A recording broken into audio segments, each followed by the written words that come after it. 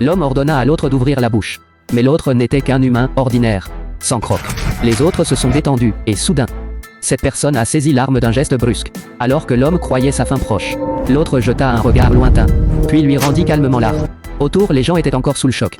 L'homme ouvrit le coffre de sa voiture, en sortit de nombreuses armes et les distribua à la foule réunie. Il donna même un pistolet à une femme enceinte. Il annonça que la guerre était proche, et leur ordonna de se réfugier vite à l'intérieur du bâtiment, même s'ils ne comprenaient pas ce qui se passait.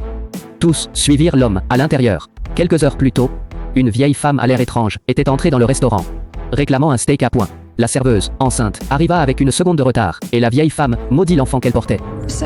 I said your baby's gonna... Ces mots hablent venimano ont immédiatement capté l'attention de tous ceux qui étaient là. La serveuse, furieuse, hésita à répliquer en voyant l'âge de la cliente, et préféra s'éloigner, agacée. Une cliente voisine tenta d'intervenir. Mais la vieille la maudite, elle aussi. Son mari se mit en colère. Mais soudain, la vieille dévoila des crocs, et mordit l'homme, le tuant sur le coup. La peur figea tout le monde sur place. Le chef lança une poêle dans un geste désespéré, mais la vieille resta indemne. Elle grimpa même sur le toit, d'une façon terrifiante. Le personnel s'empara d'une arme, et tenta de l'abattre. Le groupe tenta alors de s'enfuir, mais bientôt, ils aperçurent devant eux une épaisse brume. En s'approchant, ils réalisèrent que ce n'était pas un nuage, mais une gigantesque nuée de mouches. En quelques secondes, le véhicule fut encerclé de mouches. N'ayant pas d'autre choix, le groupe retourna au restaurant.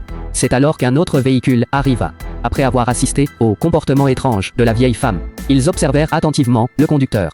Ils s'assurèrent qu'il était humain, sans crocs. Ben ordonna à tout le monde de se mettre à l'abri, bloquant les fenêtres avec des tables. Mais Ben, toujours sur ses gardes, resta dehors, l'arme à la main, surveillant les alentours. Et soudain, l'électricité du restaurant sauta.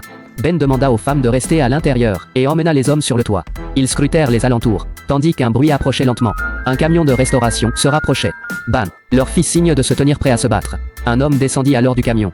Ses bras s'étiraient sans fin, et sa bouche se déformait, s'ouvrant toujours plus. Il se transforma en une créature monstrueuse. Ben l'abattit sur le champ. Mais bientôt, d'autres véhicules approchaient à leur tour.